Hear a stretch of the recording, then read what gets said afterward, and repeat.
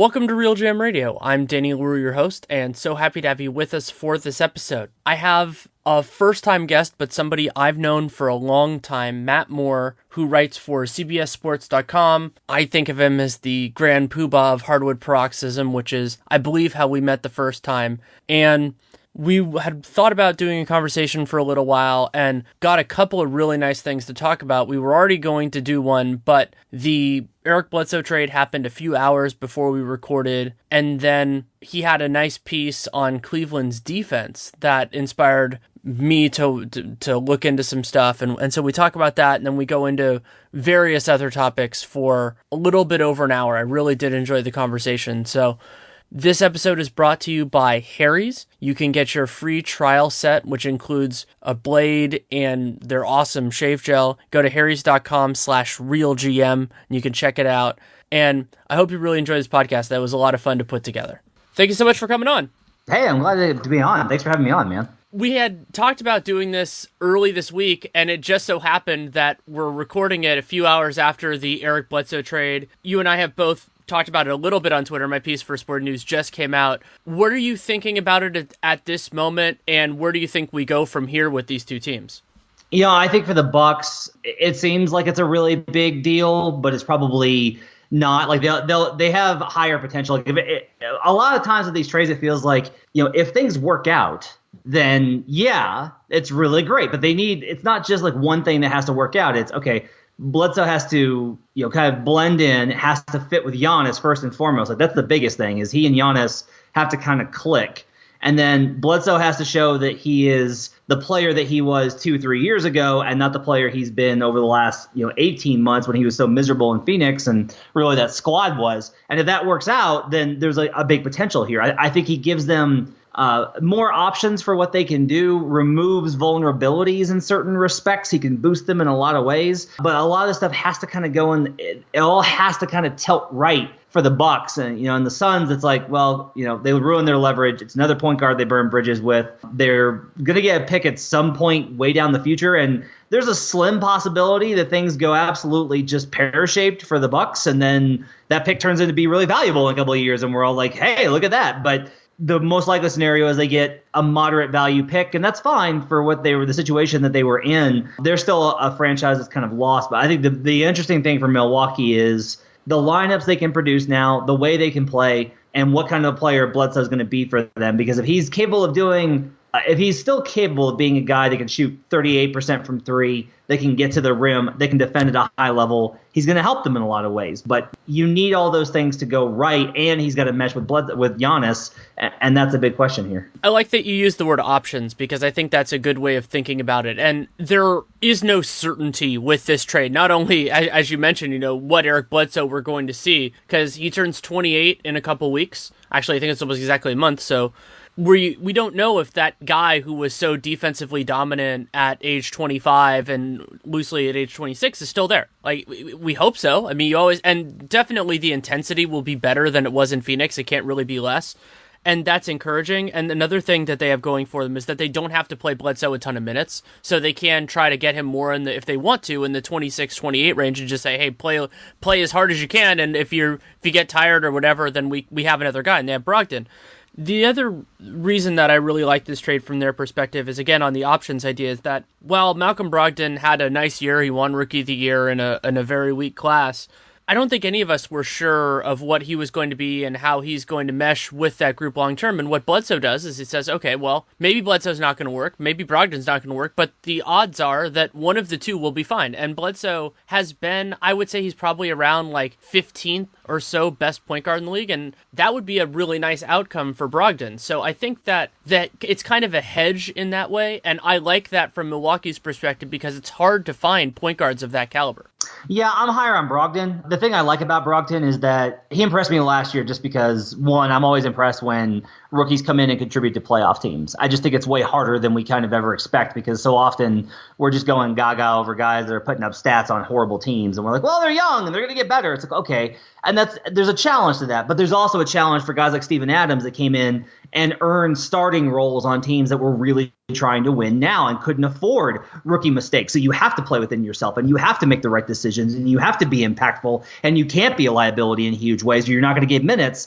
And so for Brogdon, he really impressed me in that respect. And I like this for him because, to me, Bledsoe's a great kind of counter where he's so athletic and he can shoot off ball. So Brogdon can now act as a secondary facilitator. He can be a secondary playmaker. It means that no longer is it going to be like, if the team is failing, it's like, well, Giannis had a big night, but they needed more out of the point guard. It's like, well, okay, that's now on Bledsoe. That's Bledsoe's responsibility to handle. So Brogdon can just kind of develop and fill in those gaps. And that kind of a role, I think, is terrific for him. If they needed to move him, they can still move him if they see an opportunity. I mean, that's what all these GMs, in my opinion, from talking to executives, that's what I always hear is like, well, it's not just this move. It's what we can now go after a third guy. And I'm like, well, see if the two guys work first, and then we can talk about the third. But I think that Brogdon, I think, fits in really well. It gives them a capacity to run some small ball units even more so. And that is probably going to be valuable considering the kind of teams that they're going to face in the Eastern Conference. It gives them that kind of option. And having a guy whose athleticism can just kind of overwhelm you, depending on how he looks with all the injuries as he gets older. But with that kind of capability, I think that adds something. Like, if you're the Cavaliers, like, you don't want to see Eric Bledsoe with the guys that you've got. Like, you don't want to see Eric Bledsoe versus Derrick Rose and Isaiah Thomas. That's just not the guy you want to see, because he's going to be able to one, apply physical pressure and get up the floor. And then, if you're talking about like the Celtics, who run a lot of small ball lineups right now, same kind of deal where the Bucks can roll out Bledsoe and Brogdon and then Snell and Middleton and Giannis, and that is an insane kind of lineup if they can get shots to go down. So I'm higher on Brogdon than you are. I like what he brings as no longer does he have to be like, oh, okay, he's going to have like the really tough point guard defensive assignment. No, like, he can go focus on the secondary assignment. And those situations I've seen benefit players a lot when they're not facing the primary threat. That's a great point, and it's also a huge benefit for Milwaukee because they've really struggled to generate reliable offense when Giannis has been off the floor. I think their offensive rating this year without Giannis, again, small sample size, but it's like 99, and last year it was 105, which isn't great. So you need players who can capably do that, and Dellavedova, is going to probably be marginalized, at least for the time being, with that. But, I mean, the Bledsoe-Brogdon combination has a much higher ceiling, and then I understand, especially considering he was their best center last year, why losing Greg Monroe hurts, and he has been injured for this year. That's a large part of the reason why he's been worse.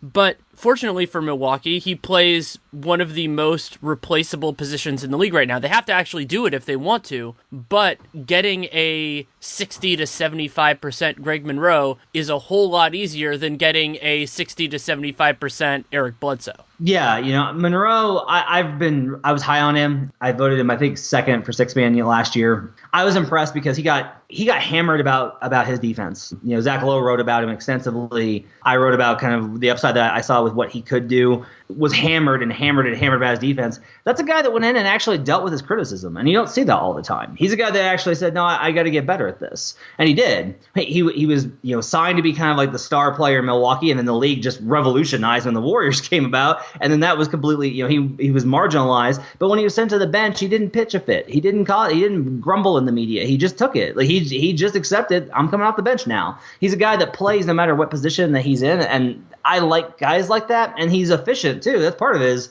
a lot of center players, they're just not very efficient, but Monroe's been very efficient. It's just that the league doesn't have a whole lot of use for guys like that because of where the efficiency and how the game has shifted. So you're right, though, that Milwaukee can very easily replace that. Like, if you want a center, there's a million out there you can go get. Like, everybody's got centers that they're willing to move. From Jan Mahimi to Bismack Biyombo to Nikola Vucevic, like, just up and down the line, you can go get a center if you want one. And if you want to add like maybe a more refined rim protector or an older guy, like, those guys are definitely out there to acquire. And it's just like Monroe was providing something to the bench, but he wasn't providing something that made units work. And that's kind of the difference, is that he individually was playing well, but I think especially at this point in the league, it's why you need two-way players and efficient guys and range, is that you have to have guys whose gravity and whose skill set make everybody better. And it was like Monroe could make good passes to the perimeter, but he wasn't changing the way that the defense approached it. And so from that perspective, I don't think that they're losing a whole lot. They're going to need to find ways to augment that, and they're still going to need to develop guys and be opportunistic. But there's no big loss there, I think, for them. The other element on that note about this trade is that while it, and this has been kind of well acknowledged as being a big part of this trade, is that Milwaukee adds a lot of money to their books next year. Bledsoe's making 14.5. They actually save about $3 million this year. And so what that means is they have a little amount of money that they can spend if they want to on this year. That could be through, they have a trade exception they could use, or through free agency. And so if they, in the next month or two, realize, we really need somebody like Greg Monroe, we really need that kind of that offensive center or something else, depending on what happens, they can get that guy. They could do it as a buyout, or even an unbalanced trade, because another thing that Milwaukee has, if they wanted to do it, is a bunch of guys that make kind of like around $10 million. So if they want, like you mentioned Yamahimi, you probably don't want to, you can't trade for Yamahimi like into cap space or anything like that, but you can make a move where, hey, maybe you'll save Washington $5 million a year and swap him for John Henson if John Henson's disappointing or something like that. Like, there are ways that they can make this happen if they figure that's their biggest need, and if it ends up not being their biggest need, then they're okay. Yeah, and that's one of the things is a lot of the guys are on those medium kind of contracts at that kind of slot. Like, Kenneth Faried's another target there at $13 million. He can slot in contracts, I think, next year, I think, is when it runs out. Yeah, so like they could do that for Teletovic, let's say. Like for Teletovic for Faried, and some asset probably going from Milwaukee to Denver, a small one. You could do things like that. And there are so many guys that make around that money, and that's the easier way to make a move. You're not going to trade for, a guy who's making an extra $10 million, but there are a bunch of guys that teams aren't happy with, and so just try to find the one that makes the most sense for you, and that's why you need good pro scouts and a good GM to try to make all that happen. Yeah, and I will say I like that GM John Horst was opportunistic here. I like that he jumped on a situation, because it's funny, Dell Demps has rightfully taken a lot of heat, and one of Dell Demps' problems was he tried to build a team that could win immediately around Anthony Davis from the get-go. He piled on to try and win, to make sure that Davis was in a winning environment, and in doing so, he compromised upside. So he just got like solid veterans that were going to be able to just put a good team around, and then Davis would fill out and make them better. And it didn't work out that way for a lot of reasons. Drew Holiday's injury, Omer Asik turned into horribleness, a whole bunch of things happened. But there was also kind of this feedback from that move where it was like, well, Philly definitely did the right thing. And it's like, well, Philly did the right thing for where they were at. But if you're in this situation, like, you don't want to surround Giannis with a bunch of young guys. Like, you want to surround him with guys that can win now. And if Eric Bledsoe is in his prime and is capable of playing well and brings what you need at a position that you need, like, being the team that's willing to step up to the plate and go, yes, we will give up a first-round pick, provided it's got the protections that we need, and we'll give you this asset that has some value, that is a movable contract, that clears your books.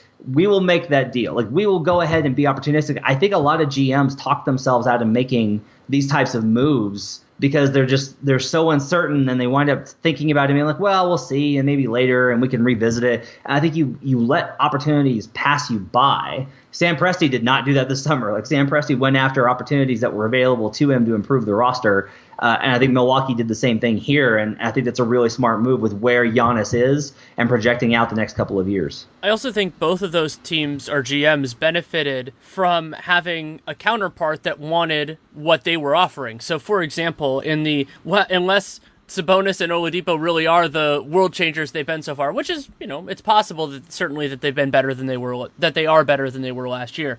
But that's what Indiana wanted. They didn't want to do a full rebuild. They didn't want those distant picks. And it sounds like, based on, just logic and everything else, that part of what Phoenix wanted was to get out of some money. And considering they are awful, that's not a big surprise. And so Milwaukee benefited from having that right piece, whereas, like, let's say Denver, all of their money either had player options or guaranteed money of some form for next year. That's another reason why you want to press those opportunities, because you never know who's going to want what you have.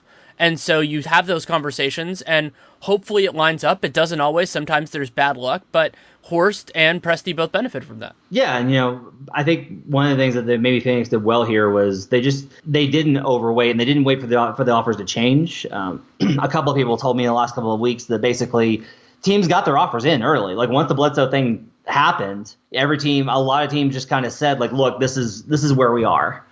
This is what we're willing to offer. Here's a standing offer that you can take for Bledsoe if you get to that point. Like this is what we've got, and we're not going to go over. The negotiation line wasn't necessarily shifting. That may have changed with Milwaukee in recent days. That I'm not privy to, but a lot of teams had standing offers in terms of like, look, this is what we got, and this is all we can really afford to give. You can take it or leave it if you want to, but you know what we've kind of got. And I think for Phoenix, the money part plays a role in that, and that's there's good parts and bad parts. Like flexibility, but it's also like, well, it's a Sarver. This is Sarver being Sarver and clearing the slate, and there's probably going to be more moves. Like they're probably going to look to dump more money because that's what they're going to do. And then you start wondering about like, well, okay, if you start dumping everything, like what are you really looking at with Devin Booker? Is Devin Booker going to develop the right way? And I think that those are like much bigger questions. Like there's a whole bunch of questions about Phoenix. And my biggest concerns about Phoenix are all about their culture and their environment. Like if you're Devin Booker and you've just seen what's gone on the last 2-3 years, and you're looking at it and saying what happened with Isaiah Thomas, what happened with Goran Dragic, and what happened with the Morris twins, and what happened, even though the Morris twins was a more complicated situation, and what happened with Eric Bledsoe, like over and over and over again, there's this pattern, and you just got to be wondering like, are they going to, even if you're happy with how they treat you, are you going to be in a situation where they're going to have the culture to put a winning team around you? And I think that's going to be a concern, I think, for everybody involved. And that's where Phoenix is going to have to start with their rebuild, because they're not going to be able to pull in free agents just by having money. Otherwise, they're going to wind up in that situation that Orlando put themselves in, where they overpaid to try and make up for it. And that's where I think you start hitting really bad returns on investment, is when you're trying to overpay to make up for not just market deficiencies, but cultural gaps in terms of this is not a place where players know they can win. The timeline element of this is very concerning for Phoenix, because we could see some of the other players. First of all, I think Devin Booker has impressed. He's a talented scorer, but I don't think he alone is going to make them a good team. And then they have, Chris and Bender, who both could be good players. We don't really know at this point. Josh Jackson, still too early, and also they drafted really young guys, and I don't blame them for that.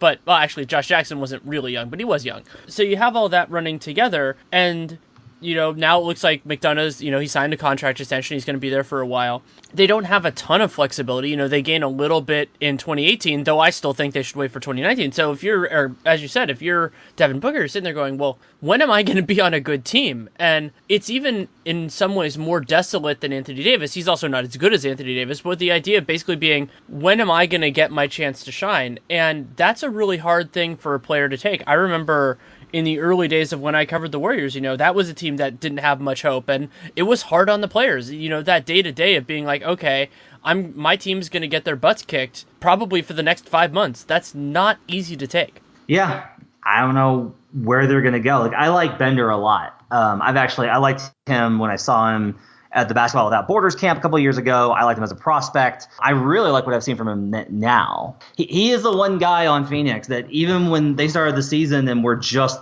this complete hazmat zone, when they were just horrible defensively, he was the one guy that I was like, he's really still competing. Like, he is giving good effort and trying to make good rotations. All of Bender's issues are entirely about understanding personnel, getting a knowledge base on them, refining the abilities that he has now. So I like Bender a lot, especially defensively, but you don't look at him and go like, wow, this kid's going to be special. He's going to be a star. That's definitely not where he is. So if he's not going to be there, and then you look at the rest of the roster and everybody's out on Marquise Chris right now. Jackson, I think, has actually looked worse than I expected. He's looked just really bad. And you're right, absolutely too early, and there's lots of time, and he could make jumps in second or third year and be fine, and maybe he'll get where he needs to be. But yeah, I just think that Phoenix right now, overall, you have to think that they are in the worst position of any team in the league, not only right now, but in the future. And the idea is that all their draft picks are going to make up for that. And I'm like, I don't know. Like, if you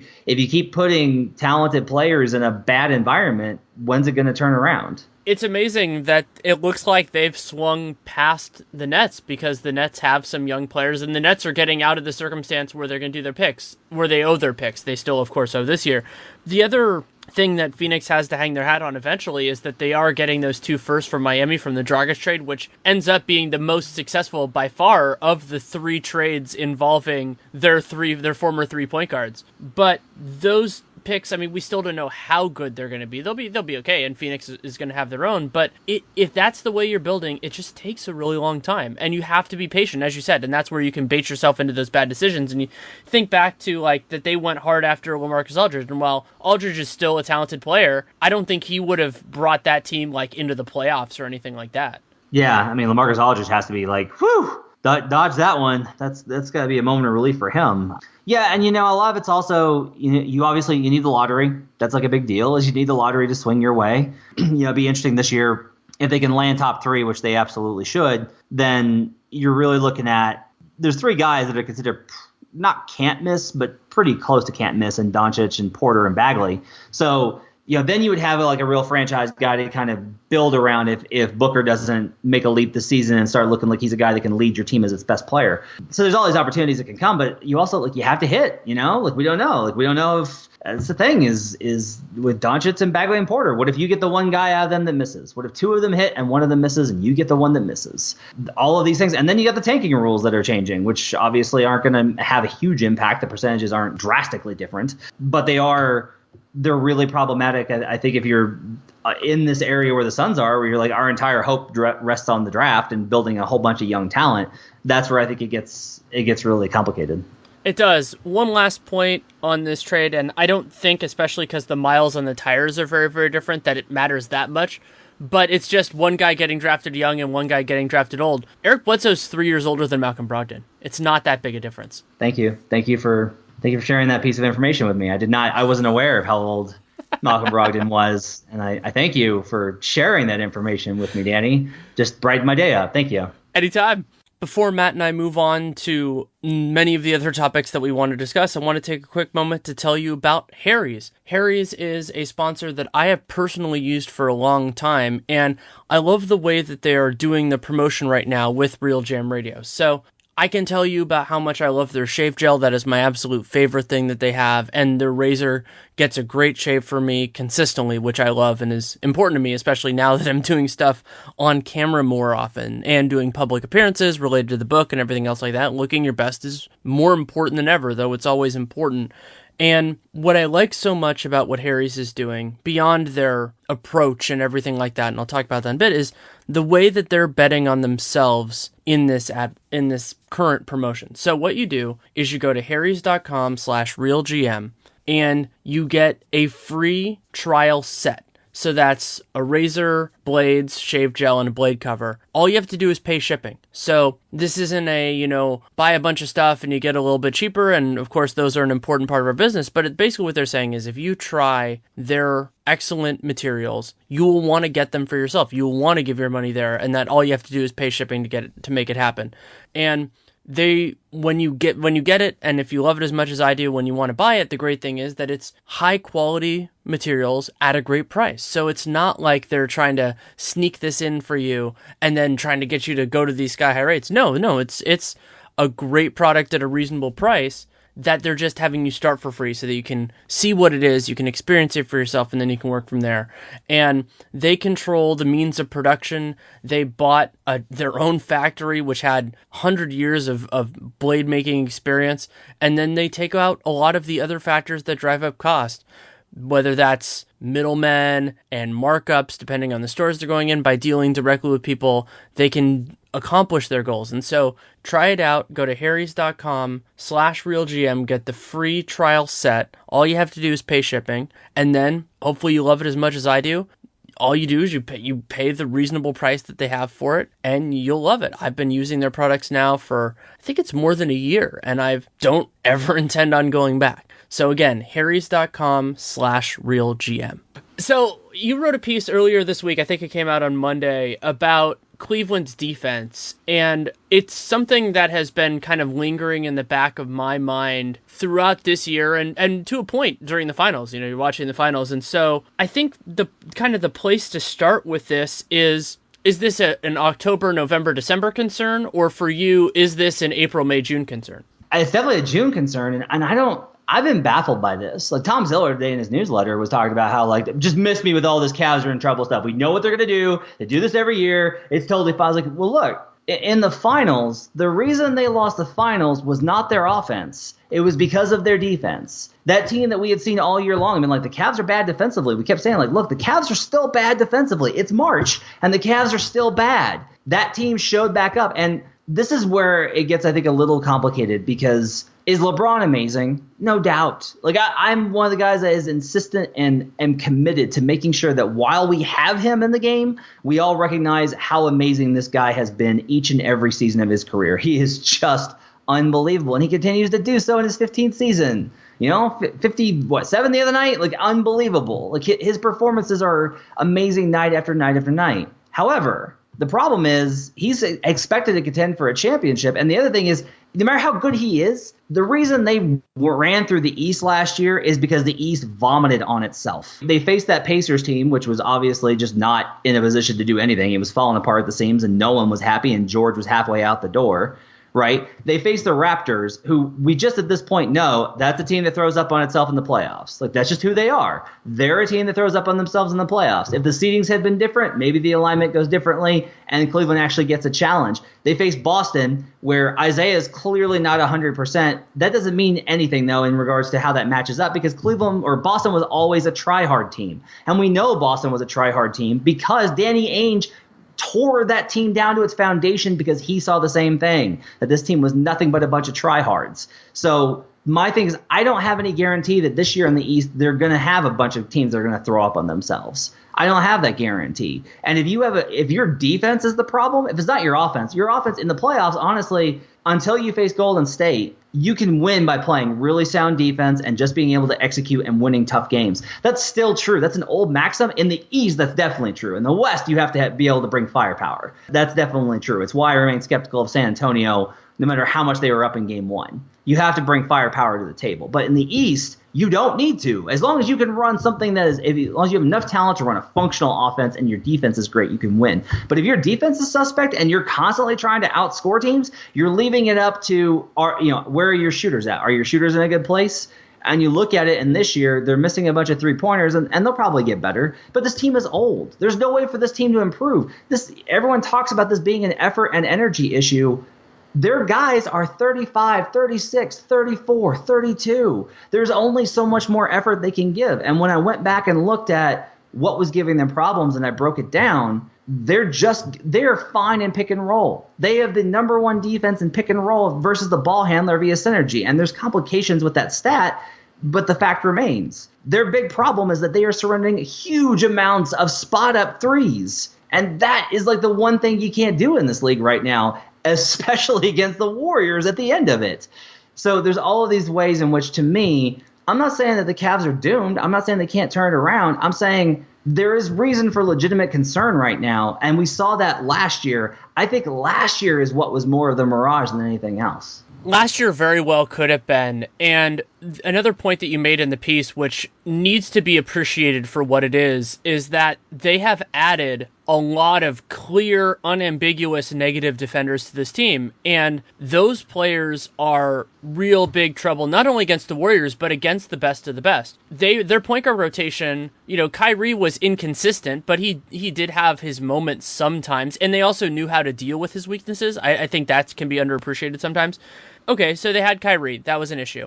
They replaced Kyrie and Dellavedova over time. I mean, Delly wasn't on the team last year, but they replaced those guys with Isaiah Thomas, intensely flawed, Derrick Rose, awful defensively, and Jose Calderon, who was a sieve. And you can't really get around that, and it's not like they have two guards that can defend ones other than maybe Shumpert, but Shumpert brings his own problems to the table in terms of shooting and everything else. And so you have that. You have Kyle Korver, who they brought back, who had real trouble staying on the court in that series. Now whether they're going to rely on Love at center or Channing Frye for periods of time, that's a big problem. And so, yeah, they added Jay Crowder, and Crowder is a wonderful player against the Warriors, especially if he can get back physically to where he was last year. But the giveaways in terms of what they did on the margins of the roster, even more notably than Isaiah, those are big concerns. Absolutely. One of the things that they very clearly tried to do was they tried to counterbalance adding the old guys and keeping the old guys, because they kept Korver on that big deal this summer, which I thought was suspect. I want to come back to Korver in a second, but they kept the old guys. So they kept Korver and they added Wade, but then they say, look, well, we added Rose, who still has, flashes of the athleticism offensively, and then we've got, Jeff Green, who is Jeff Green and is an athletic player and does have switchability. It's just like he never makes a real impact. And Crowder, I think his numbers are bad now. I see good things from Crowder right now, where I just see like the effort's still there, his size is still there, his knowledge is still there. I think Crowder is going to get better, and he's an area like he's a guy that's going to help them in the next couple of months to get where they need to go. But they added Bogut last year at the deadline, and then Bogut goes down, and everyone just kind of like, well, whatever, it's Bogut, he's older, and I'm like, no, this is a bigger deal. And I found when I was looking at all these plays that they were giving up, they have no trust in their backline defense. Everyone is ball watching on the weak side and they're not just ball watching, they are creeping down and down and down because they are very clearly terrified that, one, the perimeter guys can't stay in front of their man because they can't. And then, two, they have no rim protection because teams are, even when Tristan was on the floor before his injury, teams were spreading him out. We're forcing the off-ball switch and taking him to the perimeter and just saying, we're just going to remove Tristan and then we're going to go to the rim. And it worked because they would have to crash down, and that opened up all of those lanes on the perimeter. And then you throw in, it's never one thing, right? So it's like you throw in like the communication on switches is abysmal, and no one's calling out the right assignments, and LeBron's just regularly losing guys he's guarding. Like he is just freelancing to the degree he is just losing dudes. So all of these things kind of contribute. And you're right that the roster itself, to me, is the problem because they did not address. They needed another wing that they could play who had some size on him and could shoot that they could manage to contain with. And they needed a rim protector to back up Tristan. They needed somebody because, to me, their two biggest problems right now, Rose is Rose, and that's just a whole other thing. But at least when Isaiah gets back, Isaiah's at least tough and scrappy, and Isaiah's offense should be able to overcome. That's what he did last year. His offense was so good, the defense got counteracted. To me, their biggest issues right now, in terms of being able to offer solutions in game, are Kyle Korver and Channing Frye. And that seems like very, marginal players, but they just don't have counter moves. Do you see kind of what I'm saying there? I do. And yeah, I mean, sometimes I want Cleveland to just lean into it and go with these all offense lineups because they can put some spectacular things out there, especially with LeBron as a passer. But then you go, well, how is that lineup going to fare against the best teams? And the answer is they'll get run. And you brought up, I think it's good to focus on their half-court defense because the half-court defense has some big structural problems that are going to be really hard to fix, even with LeBron being better and crisper defensively, which he will be at least for up to 7 games in the playoffs. That's one part of it, and it's an important part. They've also been awful in transition defense. And some of that will get better, with the playoffs and all that. But, I mean, Dwayne Wade doesn't get back on defense. Maybe he will for a couple of games in May or June. But other than that, and they're also, with guys like Wade, there isn't accountability because he has so much equity, not only with the league, but with LeBron. And so I don't think Ty Lue is going to bench Dwayne Wade because he's jawing with the ref and not getting back in transition. And that's another way that they got killed against the Warriors because the Warriors are the best transition team in the league, and you cannot beat them unless you make a concerted effort to mitigate that damage. And Cleveland can mitigate it, if they get back. That also sacrifices offensive glass, and there are trade-offs with everything.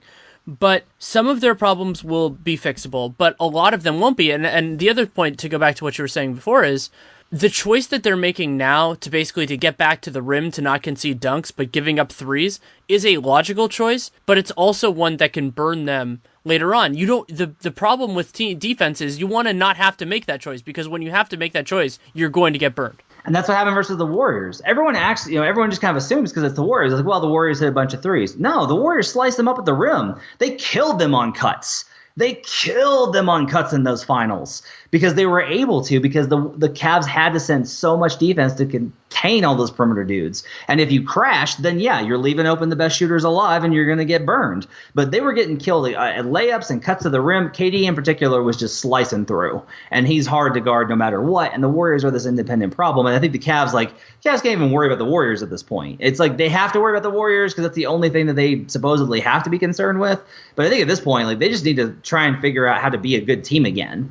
And that's, I think, has to start with their ability to contain things. They've got zero contain. You mentioned the transition stuff. teams are targeting Korver. His guy, I noticed when I was watching the transition sequences, his guy is leaking out consistently because they know he can't stop them even if he's in front of them. Like, Korver just doesn't have it. And I feel bad because part of it is Korver got this reputation for years as a poor defender because he's a white shooter. But the reality is Korver was a really good defender for about 5 seasons. From like 2008 to about 2013, he was a high-level defender. I'd even stretch it into 2014 and 15, he was fine. He was like not a problem. But the last 2 seasons, he's fallen off a cliff. And now teams are really taking advantage of him. They're finding ways to target him, and you can't have those guys on the floor. They can't have those guys on the floor on either side right now in the NBA. If you've got offensive limitations like Robertson, you're an issue. If you got defensive limitations, you're a problem. And Korver could still knock down on the threes, and his net rating right now is still one of the ones that's above. And his actual defensive rating is a plus right now too. But so much of that just has to do with the lineups and where he's playing and when and how bad the starters have been. And I treated LeBron as kind of the elephant in the room in the piece because he's much more interesting to talk about from the perspective of here's this guy that's doing so much and looks like he's carrying the team, but here's all these defensive lapses that he's making. But honestly, he could still be doing this and be getting away with it. But J.R. Smith, he's just a mess on both ends. Like, Smith looks terrible. And you say, like, and again, the response is, well, you know what? It's November. So what? Look, JR got hurt last year. He had issues with his daughter, which were really serious and were very clearly like hard on him as far as emotional trauma. And I got sympathy for him. But when he came back, he wasn't the same dude that we saw in 2016. He hasn't been that guy that was a two-way knockdown shooter that defended at a high level since that championship run. He just has not been that guy. And if he is not able to get back there, they're in a lot of trouble because obviously LeBron doesn't trust Iman Shumpert. And Shumpert is only limited in how much he can do, especially if teams close out on him. And with Wade, you're giving up the defensive issues. So, like I said, this roster, there aren't a lot of solutions that they have on it. And you look at it and you say, well, who can they go get? Well, they can't. Unless you're going to trade Tristan Thompson, you don't have any other pieces that you can really deal unless you start talking about trading Kevin Love. Love or the Brooklyn pick, which would be a massively short-sighted thing unless they got the right guy, because Cleveland also has this the other elephant in the room related to the elephant in the room is that LeBron is a free agent this summer. So do you want to cash in whatever chips you have left, however you see that, for players that A, are probably not going to make you a favorite to win the championship, and B, probably will be money that will be around longer if you think there's a very real chance that LeBron's going to leave? Because why is this the team that you're going all out for if it can't make a huge difference? Of course, if it can, like if all of a sudden, if the right guy falls in your lap, then you do that. But it doesn't seem like, especially considering how many high-profile guys have already changed teams, that those offers are going to be there. Yeah, with the Nets pick, I think I'm at a point where with the Nets pick, I don't think that they can deal it because I think it's only a situation where you deal if you think you have an opportunity to capitalize on a situation that's good. I think Love's kind of the same way, where you only deal your assets if it looks like, look, LeBron's really on the fence, we're playing well, we could get a lot better, and he says, oh yeah, you go get that guy, like that changes things for us. Then you start thinking about, okay, maybe. I mean, it's dangerous because LeBron could say that and then still go. But in the short term, I think as long as this trajectory looks where it is, you have to hold on to your assets. And if LeBron leaves in free agency, your first call is dealing Love. And that's, you just start cleaning house. And it won't be very hard for this team to kind of do that because of Isaiah's money coming off the books and everything else. So I think at this point, that's the thing is the situation to me is so bad right now that you have to basically hold on to. You can't make any short-term fix moves because it endangers your future if LeBron goes, it doesn't matter. So they're handcuffed in that way too. They are, and they also are handcuffed just in terms of what they want to do with Isaiah. Because let's say LeBron does want to come back, but he probably would do that on a short-term deal, maybe 1 year, 2 years, something like that. Do you pay Isaiah Thomas long-term? I mean, first of all, dealing with this massive injury issue, and who knows if this is going to linger or anything like that. But Isaiah is going to see this, unless he wants to do like a 1 year make good, he's going to see this as a chance to get a big contract, however big that may be. And I could totally see Cleveland, Kobe Altman, Dan Gilbert, all that stuff saying, that's not the right move for us. And so if you basically lose Isaiah, because a sign and trade isn't really realistic here, if they just lose Isaiah, then what is LeBron signing up for? Yeah, And I think that's a great question, man. You look at giving him all that money in that situation. I think a lot of it, honestly, though, depends on how they do in the playoffs, right? Like if Isaiah comes in and he's on like a revenge tour and it's like Kill Bill where he's just crossing dudes off his list and he goes out and goes buck wild versus the Celtics, this stuff seems unlikely because of his injury situation. But if he were to do that, that's the kind of thing that really winds up influencing front offices because GMs get way more sentimental about players than I think the analysts do online, and some of the front offices, like Daryl Morey, he's never going to be like that. He's always going to be like, no, you are what you are. Like, I love you, but you are what you are. I think the Cavs are a situation, especially with a young GM, that the guy makes. If the guy winds up making them look good for the Kyrie trade, that's going to wind up impacting things. So it wouldn't shock me to see them do that and make that big investment no matter what happens. And that's, I think, has to be a scary situation if you're a Cavs fan. This is why it's really hard, right? Like the Cavs got LeBron James back, and they're going to wind up having gotten one title, which they'll take, obviously, given it's Cleveland and their history and everything else.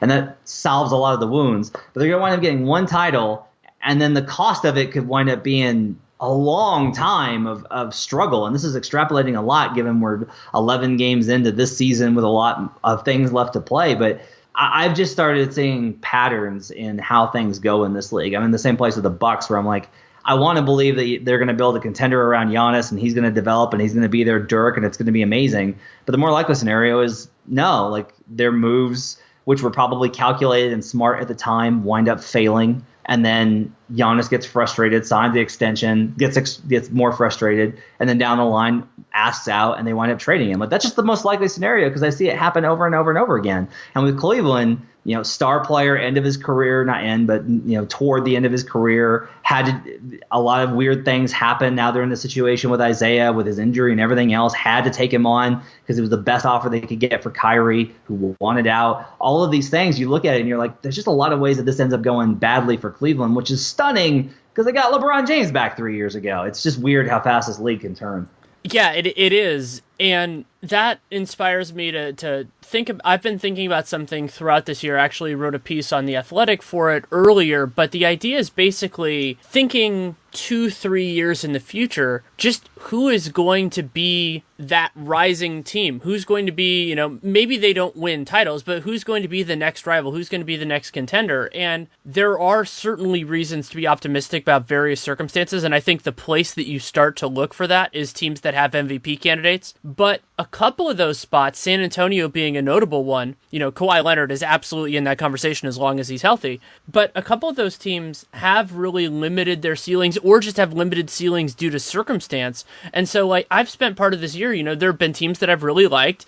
Boston has been impressive so far, especially without Gordon Hayward. And, the Sixers have had flashes. I still really like their core. The Wolves are the Wolves. And so I'm just kind of sitting there going, well, who's going to be the second and third best, teams in the league a couple of years from now? I think it's kind of scary to think about. And the reason I say that is, what if nobody's really great?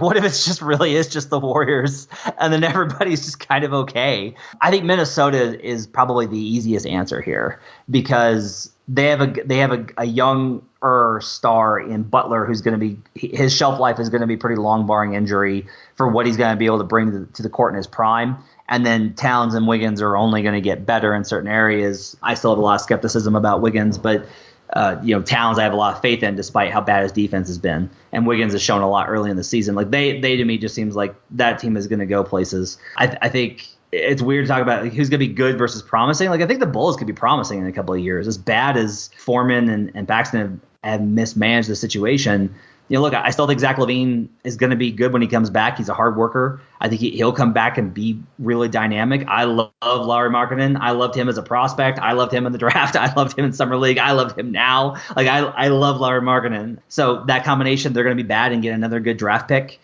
I think teams like Denver are the ones that are probably just in that middle. They're in that middle, and it's hard to see a way that they actually make a jump.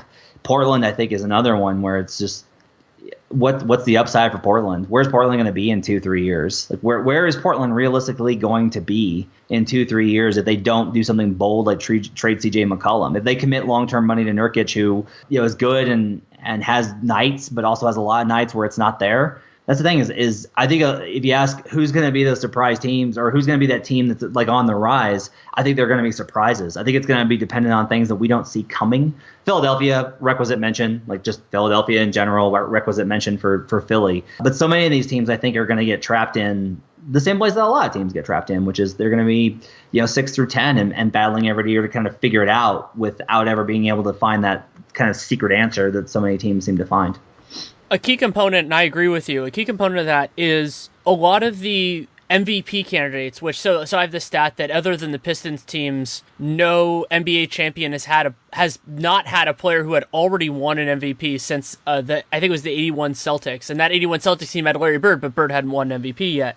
And so you look at the players who are in that conversation who haven't won one yet: Kawhi, Anthony Davis, Giannis, Towns to a point, if you want to say Embiid. Overwhelmingly, A, those players are in small markets, and B, those players are in markets that don't have a ton of flexibility. Yeah, the Bucks added Eric Bledsoe, but I don't think that makes them a title contender or anything like that. Right. They're going to need something. They're going to need something to really go right. Minnesota, I agree with you. Of the teams that are pretty well set, I think they have the highest ceiling, just because they have a lot they can improve, and they have 3 really, really good players at their ceilings. So you have that. But then, Anthony Davis, I don't think he's going to win a title in New Orleans. Maybe if he gets traded, they can do something else. And so how long that lingers is going to be another factor here. And then also, what goes on with the Rockets. And they probably have a couple years, but Chris Paul is a small point guard heading through his 30s. There's a real danger there. And Morey's done a wonderful job managing this team, but the idea that they're going to maintain flexibility forever isn't there. They're going to have to decide to pay Chris Paul or not this summer. They've already paid James Harden. They have all these other commitments. And so there are teams, as you said, I think there are going to be teams that rise and teams that fall. But the part that worries me about the competitiveness of the league in that way is just that you need so many things to go right to be a true championship team. And there's a lot of wonderful talent in the league right now, but partially due to the way the cap spiked and partially due to just a lot of good players being on teams that don't know how to manage it right, it might be a long time before that system reconciles. And you talked about a team like the Bulls, even if everything goes right for them, it's going to take 3-4 years probably at minimum. Oh, yeah. The next couple of years are just dead water. We're not going anywhere. It's just the next couple of years are just one long Warriors parade. And that's not just because of how good Golden State is, but it's also because, it's in part because of Golden State, how good Golden State is, because the talent is so concentrated.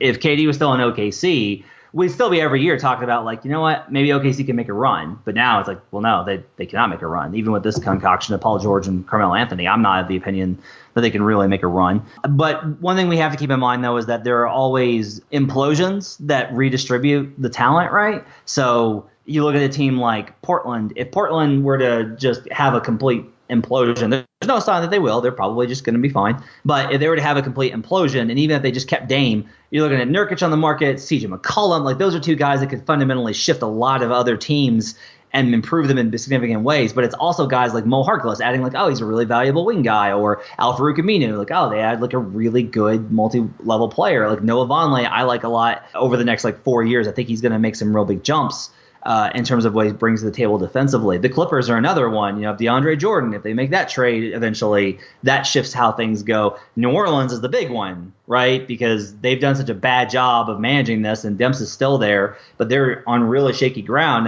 If things aren't working in February, Boogie's probably on the market, if not gone, and that fundamentally changes whoever he goes to. And then if he goes, that destabilizes things with Anthony Davis, and now you're talking about something really dramatic, and obviously everyone will mention the Celtics, and that happens. And even though I did a piece this summer on how the Grizzlies still consider Marc Gasol untouchable, and certainly at 6-4 and a really great start to the season with wins over good teams, he's as untouchable as ever. But if things go south, yes, Marc Gasol could be on the market. So there's all these implosions, and those are the things that we don't really see in terms of if you add one of those veteran, really good players to a team with not super young, but emerging talent, the way the Wolves have done, you have kind of a new dynamic, and that's probably where we're going to see those teams emerge. I'll give you another one, Rudy Gobert. If Utah just realizes that they're a little bit too far off, I like where the Jazz are, but Rodney Hood's about to get really expensive. They're just a lot of different pieces. Derek Favors is a free agent this summer and could just say, whether or not you want to pay me, I don't want to be there anymore. It's certainly possible. And so they could just realize, we love Rudy, and Utah has been very loyal to their guys. The players who've gone have left them. It hasn't really been that they've traded those guys for the most part. But he will be expensive at some point, and if he doesn't fit in with the timeline, if somebody makes them a really good offer, he's a Defensive Player of the Year candidate every single year. That could do it. And also, a lot of those moves end up being unbalanced. Maybe they weren't unbalanced at the time, but they end up that way. And then the other big factor here is when teams have space, which is not very often, whether those players choose to either take less or whatever to play together, similar to what, the Warriors had that lightning in a bottle to get Durant. But, the Lakers could sign 2 max guys this summer, and there will be teams that have that opportunity from time to time. There will be fewer of them now than there have been the last couple of years. But all it really takes is 2 really good players going to the same place to shift this dynamic. Yeah, I think that's definitely true. I think with Utah, you have to keep thinking about cultural identity, though. So Utah, even when they rebuilt, they made the playoffs as kind of like a scrappy seed with Al Jefferson and Millsap when he was young a couple of years ago. And then that team just kind of naturally devolved into a rebuilding squad. And even then, Utah didn't go all right, we're tearing this down and we're going to start from scratch. They immediately transitioned to how can we get good again? What are the steps we can take to get good as quickly as possible? And they hit on Gobert, and that boosted them and kind of changed their dynamic. But that's the thing is I think as long as it would take Gobert actively being I do not want to be here. You have to I want out of here. That's the only reason they traded Darren. That's the only reason that happened. They have their identity as an organization is built around taking pride in competing. And I think there's value to that as well as there is in strategic planning, but it also just influences what they're going to do. The Lakers are obviously going to be a thing, no matter how many questions I have about Ball and Ingram and, what they've done with Randall and, whether Kuzma is going to really be this guy and all of these question marks, LA's LA and there's a lot of noise about it. So until they don't accomplish all these big, high dreams, they're going to be in that conversation. The other one, if you're going to say LA, though, look, the best player between the Los Angeles Lakers and the New York Knicks is Kristaps Porzingis. That's the best player. And if the stench of Melo is now kind of gone, that era and Phil Jackson and everything that happened, if that's all gone, and guys just look at Kristaps and go I want to play with that versus having to play against that, and I can be in New York, maybe next time they get an actually efficient superstar that can actually make them better, and a guy that plays with Kristaps and plays as his Robin, and then that way that could really help them. It's not inconceivable that the Knicks could wind up being good one of these years. It just seems unlikely because they're the Knicks. If the Knicks had spent judiciously the last 2 off seasons in 16 and in 17, they could be the best positioned team in 2018 or 2019 of the big market teams because they have Porzingis. They would have been bad enough. They retained their picks more the Lakers ended up retaining their picks because they were so heinously bad. But they could have been in this unbelievable spot. And it's frustrating to me because I want to see teams reach their potential that I assume it's still unrelated, that they were just impatient and couldn't really get there. But, they were so close. They were so close to doing this, and they still could end up being all right. But I just get, every time I think about that, I just get angry. Yeah, and if they just weren't the Knicks would be pretty good. That's just kind of how it goes, is if the Knicks weren't the Knicks, they'd be pretty good. They're fun this year, and I'm happy for Knicks fans that they have a team that's actually fun to watch. That's exciting, but... It is, yeah, and they have guys that are going to develop over the course of the year. Frank Ntilikina is a fascinating defensive player already. He's still going to figure out the offensive game a lot, and that's something that I really enjoy about this part of the year is that you get to a sense of kind of who knows where they are right now of these young guys. I think Tatum has broadly looked good. He's not going to make 50% of his threes for the rest of his career, but he has looked good. And then you get the guys who, it's going to take a while. We saw that, I think it took, a week of Summer League to know that with Marquise Chris last year. And that is not condemning those players because you do not draft a guy to be productive in month 1 or year 1, but you get a better sense of kind of what the journey is going to be like, even if we don't know where it's going to end. Yeah, and I think that's valuable in terms of where we're at. Part of it, though, is I do try and remember... I pay more attention to the ups and downs of the season for team by team, as I think a lot of people do. They just kind of look at the big picture and where these teams are at. And it's like, look, the Lakers were decent in November last year. Like they were a decent team, and everyone was like, the Lakers are back. And then they beat the Warriors. And it was, wow, look at this, look out, D'Angelo Russell.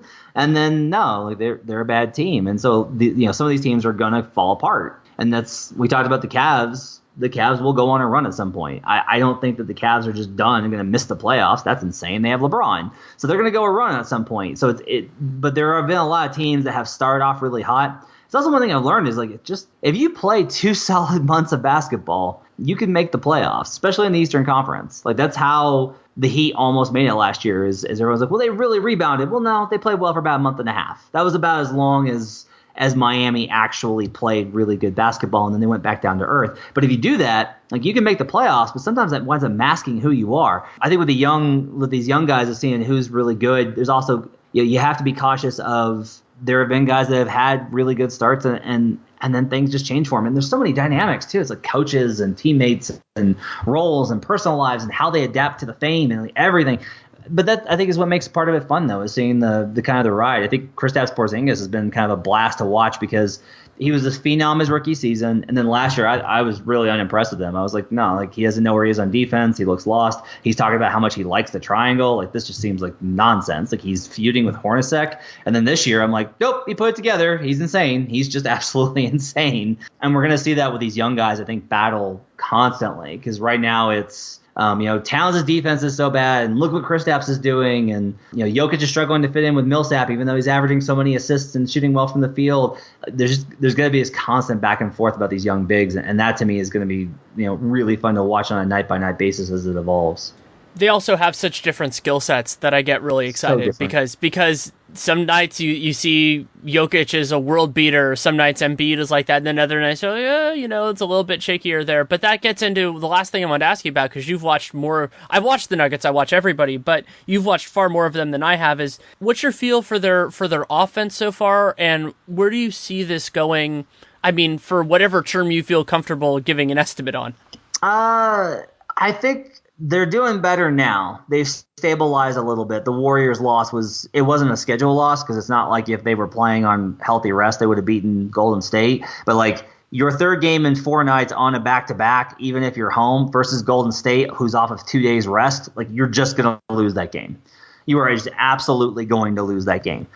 So they were never going to win that game. But for them to be 5-5, they've balanced out a lot of their stuff. They've had, I think, they've had one bad loss and one loss that made it look worse later in Charlotte. The offense has a lot of stuff it still needs to figure out. Their biggest problem right now is that they have too many unselfish guys, and they are constantly trying to move the ball to initiate that heavy passing, and no one winds up actually being the aggressor. They're starting to figure that out. Paul Millsap's starting to figure that out. I talked to Millsap the other day and was talking to him about where his game is at, and he said that part of his thing is he was reluctant to shoot threes, and he's got to stop doing that, and he's stopped being reluctant to shoot threes, and it's helping to open the offense, and he's getting going. So they're still figuring things out. They've got to get certain dynamics. Him and Jokic are still really clunky together, but you could see kind of the long-term vision. And their defense was fine before Golden State nuked their stats, and that's all they've really got to be, is if they're able to have a top 10 offense, which they should in time, and a top 15 defense, they will definitely make the playoffs as a mid-seed in the West, like a later seed in the West, 7th or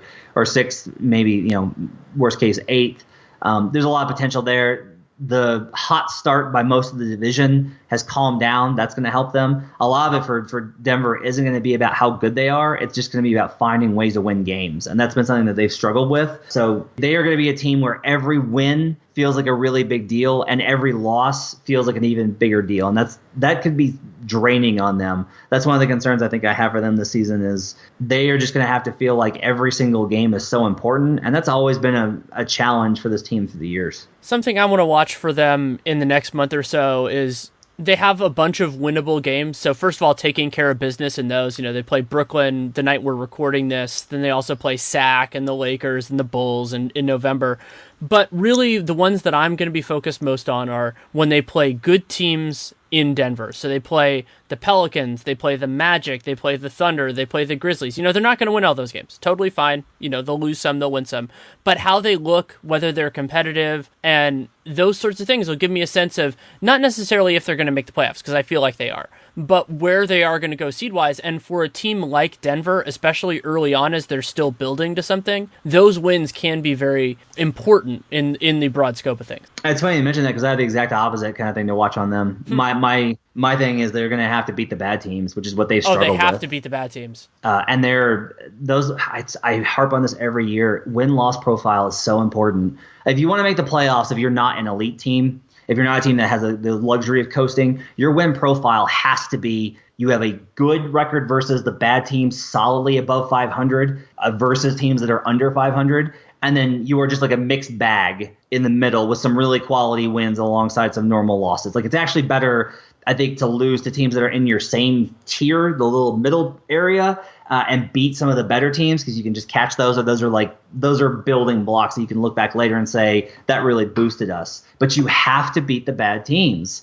I went back and looked at it because when everyone was burying Memphis this summer, I looked at it, and on March 1st, the Memphis Grizzlies were a half game out of the 4th seed in the Western Conference, which would have meant Utah or the Clippers in the first round, which they would have won, and they would have advanced to the second round, and then they would have gotten killed by the Warriors. But there's no shame in getting killed by the Warriors. That would have been fine. They would have given them a tough battle. They played them tight. They would have at least competed the same way the Jazz did. It would have been roughly the same, probably in a sweep. But still, that was an ideal scenario for them. But instead, they lost to teams with the Nets that month. They lost to horrible teams in March. And because they were unable to take care of business, they fell all the way to 7th. They had to play the Spurs, and they wind up with that, the noble, but you never want to go out in the first round. That's just a knock to you.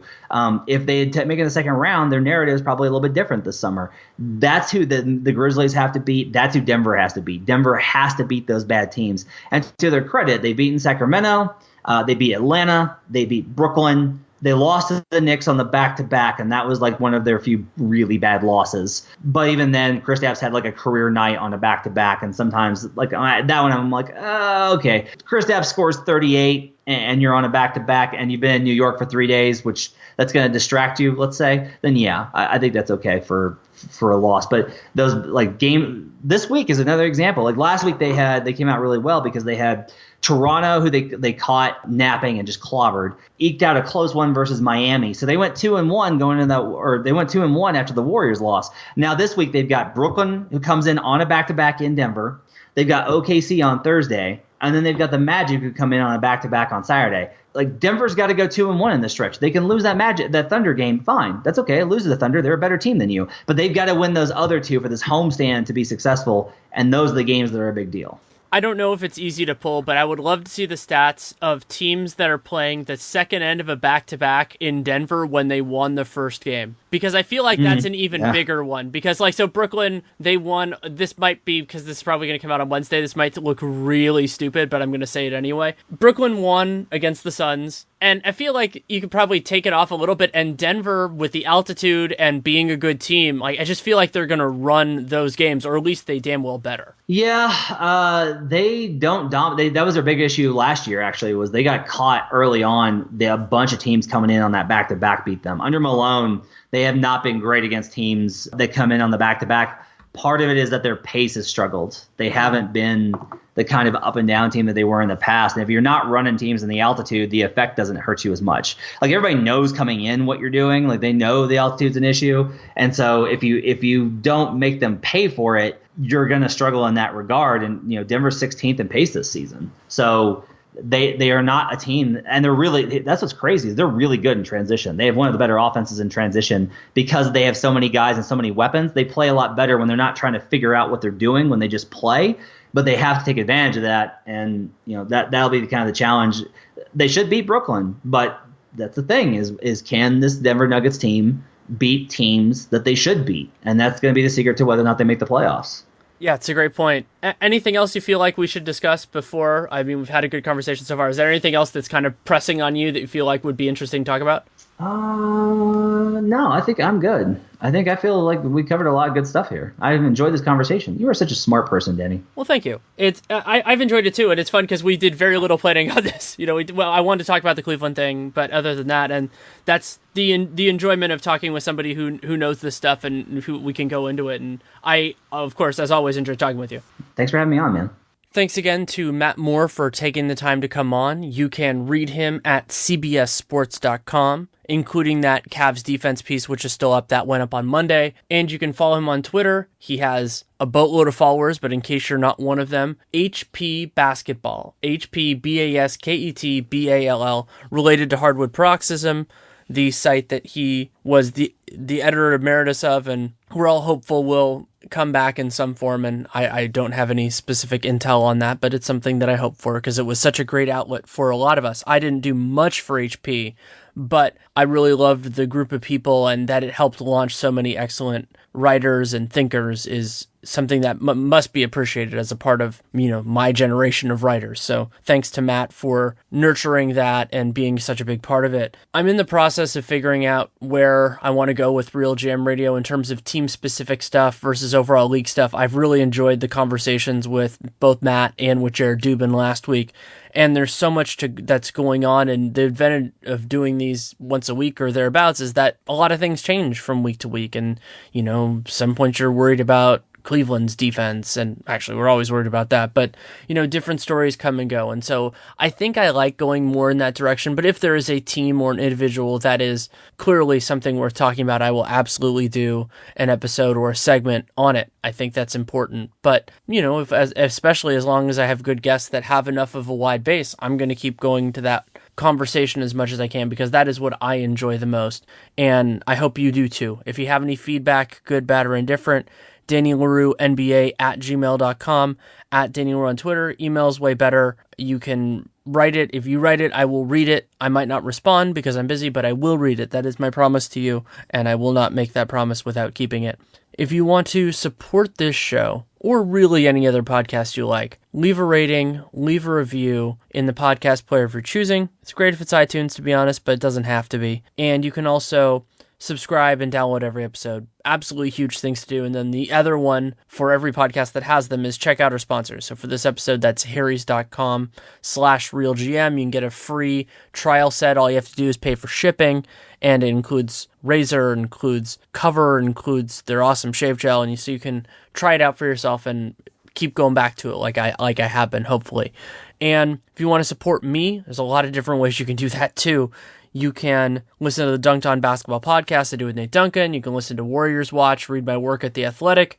You can read my work. I wrote a piece for Sporting News on the Eric Bledsoe trade, went into some detail on it, and might do something for Real Jam there. Been keeping on working with the CBA Encyclopedia, so a lot going on. And also, you can buy my book, 100 Things Warriors Fans Should Know and Do Before They Die. It is out on Triumph Books. You can get it as a Kindle book, you can get it as an ebook or PDF or whatever makes you happy, or you can get a paper copy. And get a paper copy, and in many circumstances, you can get me to sign it. I'm working on the infrastructure to make that happen as well. And there were also promotions, one through Real GM and one through The Athletic, in terms of getting copies too. So thank you so much for listening. Take care and make it a great day.